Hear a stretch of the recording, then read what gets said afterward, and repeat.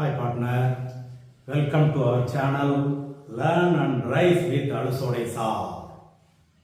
இப்போ ஒரு எக்ஸசைஸ் பார்ப்போம். இந்த எக்ஸசைஸ்ல பாரு, Simi and Sonu are partners in a firm sharing profit and losses in the ratio of 3:1. Okay. இதுவும் NCERT ல இருந்து எக்ஸசைஸ் நம்பர் 10 பார்த்துக்கோ. The profit and loss account of the firm for the year ending March 31 shows net profit of 1,50,000. Prepare profit and loss appropriation account. அப்ப நம்ம என்ன prepare பண்ணணுமா? Profit and loss appropriation account prepare பண்ணணும். அப்ப profit and loss appropriation account ங்கிறது extension of profit and loss account. அப்ப nominal அக்கவுண்டோட சேர்ந்தது debit all the expenses and losses, credit all the incomes and gains. அந்த அடிப்படையில் பார்க்கும்போது நம்ம ஏற்கனவே படிச்சது net profit and loss accountல எவ்வளவு net profit வருதோ அதை இங்க கிரெடிட்ல எழுதணும். இன்ட்ரெஸ்ட் ஆன் drawings இருந்தா இன்கம் டு தி firm கிரெடிட்ல எழுதணும். டெபிட்ல வரும்போது பார்ட்னருக்குரிய சேலரி, பார்ட்னருக்குரிய கமிஷன், பார்ட்னருடைய இன்ட்ரெஸ்ட் ஆன் கேபிட்டல், இதெல்லாம் எக்ஸ்பென்சஸ் டு தி firm அப்ப டெபிட்ல எழுதுவோம். அது போக balance profit divisible profit divided between the partners. இது முதல்ல தெரிஞ்சிருக்க வேண்டியது. அப்ப இந்த பர்టిక్యులர்ஸ் எல்லாம் நம்ம கொடுத்திருந்தாங்கன்னா எழுத போறோம், அவ்வளவுதான். அடுத்தது இன்னொன்னு சொல்றாங்க, also show the partners current account. Current account எழுத சொல்றாங்க.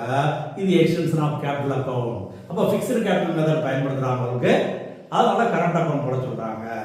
அப்ப கரண்ட் அக்கவுண்ட்ல கரண்ட் அக்கவுண்ட் பேலன்ஸ் இருந்தா அது டெபிட் பேலன்ஸா கிரெடிட் பேலன்ஸான்னு பார்த்து எழுதுவோம்.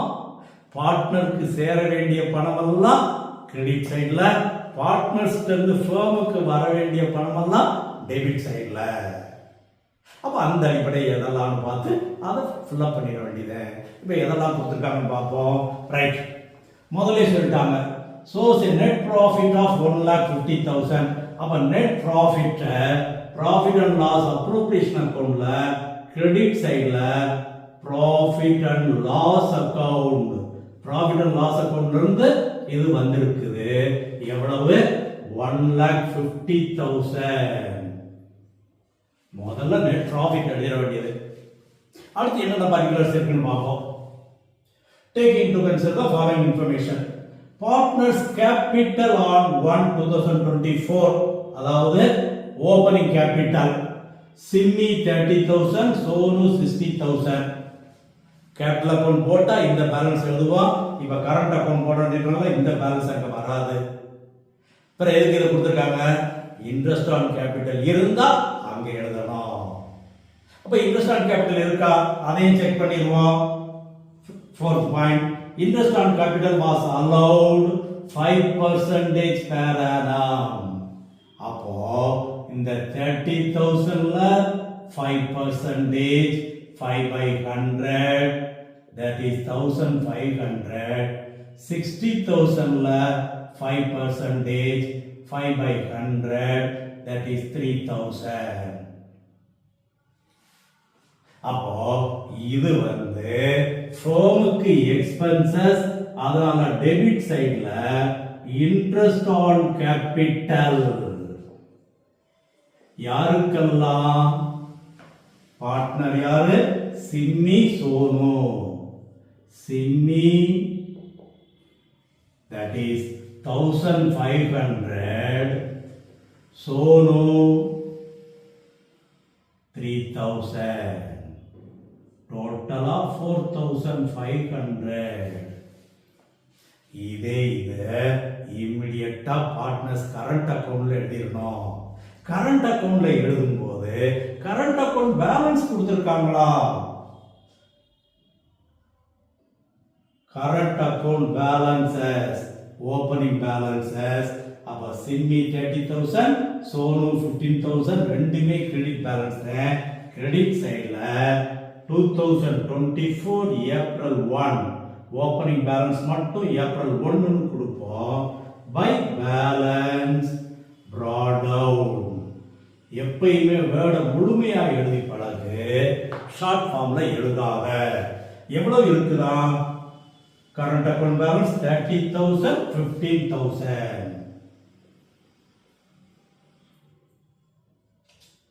சிம்மி, சோனு.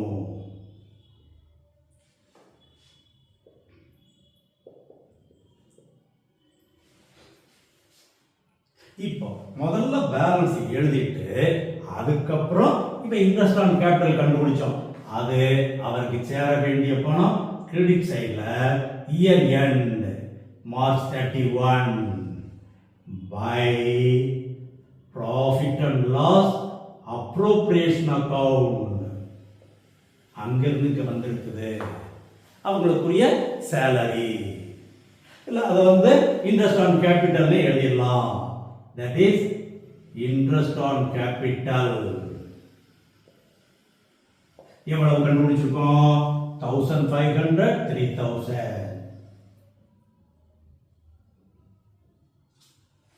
பார்ட்னர் சேர வேண்டிய பணம் கிரெடிட்ல எழுதியாச்சு. Next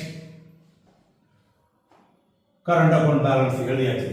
partners drawings during the year. டிராயிங்ஸ்ங்கிறது அவங்க சொந்த செலவுக்கு எடுத்திருக்கிறாங்க. அதை வந்து கரண்ட் அக்கவுண்ட்ல டெபிட் சைட்ல மட்டும் 2025 மார்ச் 31 இயர் எண்ட்ல டு டிராயிங்ஸ் எவ்வளவு எடுத்திருக்காங்க? 20,000, 15,000.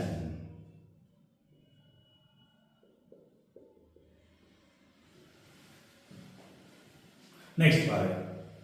Interest on capital was allowed கண்டுபிடிச்சாச்சு. Interest on drawings was to be charged. Interest on drawings வரும்போது என்னைக்கு எடுத்தாங்களோ அன்னைக்குல இருந்து கணக்கு முடிக்கிற டேட் வரைக்கும். இப்போ என்ன சொல்றாங்க பாரு, வாஸ் டு பி சார்ஜ் தான் சொல்றாங்க. 6% per annum at an average of 6 months. என்னைக்கு எடுத்தாங்கன்னு டேட் இல்ல. அப்ப 6 மந்த் கண்டுபிடிச்சிட்டோம். எவ்வளவுக்கு? டிராயிங்ஸ் எவ்வளவோ அந்த அமௌண்ட்டுக்கு. Partners drawing 20,000, 15,000. அப்ப 20,000க்கு 6% 6 மந்த்துக்கு. இதுதான் கால்குலேஷன். அப்போ 600 இது சிம்மிக்கு. அதே போல சோனு எவ்வளவு எடுத்திருக்கிறாரு? 15,000 எடுத்திருக்கிறாரு.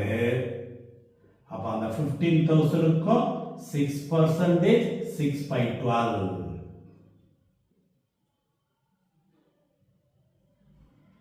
450. அப்ப இந்த இன்ட்ரெஸ்ட் ஆன் டிராயிங்ஸ் பொறுத்தளவுல ஃபர்முக்கு இன்கம், அதனால credit by interest on drawings. யாருக்கெல்லாம்? சிம்மி, சோனு. எவ்வளவு? 600, 450. கரெக்டா இந்த முறைப்படி எழுதினீங்கன்னா ஆன்சர் கரெக்டா வரும், ஃபுல் மார்க் கிடைக்கும். இதே இது பார்ட்னர்ஸ் கரண்ட் அக்கவுண்ட்ல டெபிட். இன்ட்ரெஸ்ட் ஆன் டிராயிங்ஸ் எவ்வளவு? 600, 450. அப்ப இன்ட்ரெஸ்ட் ஆன் டிராயிங்ஸ் பொறுத்தல ஃப்ரம் இன்கம் மொத்தமா எழுதிடுறோம். அது பார்ட்னர்ஸ் கேபிட்டல் அமௌண்ட்ல குறைச்சிரும். அதனால கரண்ட் அக்கவுண்ட் எழுதிடுறோம். ரைட். அடுத்து பாருங்க, interest on capital, interest on drawings, partner salary. Simmi 12,000, Sonu 9,000. ரெண்டு பேருக்குமே சேலரி அமௌண்டா கொடுத்தாங்க, குழப்பமே இல்ல. சேலரி வந்து ஃபர்முக்குரிய எக்ஸ்பென்சஸ், அதனால டெபிட் எழுதுறோம். To salary. யாருக்கெல்லாம்? சிம்மி, சோனு ரெண்டு பேருக்குமே உண்டு. சிம்மிக்கு 12,000, சோனுக்கு 9,000. அப்ப டோட்டலா 21,000. இது பார்ட்னர்ஸ் கேபிட்டலை இன்க்ரீஸ் பண்ணக்கூடியது. அதனால கிரெடிட் சைடுல பை salary 12,000 9,000. இப்ப எல்லாமே கம்ப்ளீட் பண்ணிட்டோம்னா ஒரு செக் பண்ணிக்கணும். that is yes profit loss account net profit எழுதியாச்சு. பார்ட்னர்ஸ் கேபிட்டல் அமௌண்ட் தேவையில்லை, அதுக்குரிய இன்ட்ரெஸ்ட்டை கால்குலேட் பண்ணிட்டோம். கரண்ட் அக்கவுண்ட் பேலன்ஸ் எழுதியாச்சு. டிராயிங்ஸ் எழுதியாச்சு. டிராயிங்ஸுக்கு இன்ட்ரெஸ்ட் கண்டுபிடிக்க சொன்னாங்க, கண்டுபிடிச்சு அதையும் 2 இடத்துல எழுதியாச்சு. ரைட். பார்ட்னர் சேலரியும் எழுதியாச்சு. முடிஞ்சு. அவ்வளவுதான். இப்ப என்ன செய்ய வேண்டியது? Profit and loss appropriation account balance பண்ணணும். கிரெடிட் சைடுல எக்ஸஸ் இருக்குது. Then profit.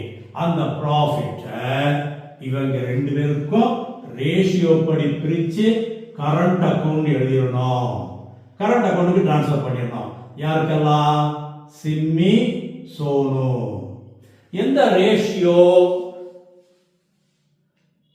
3:1 ரேஷியோல இந்த ப்ராஃபிட்டை பிரிச்சிட வேண்டியது. இது அப்படியே பார்ட்னருடைய கேபிட்டலை இன்க்ரீஸ் பண்ணக்கூடியது.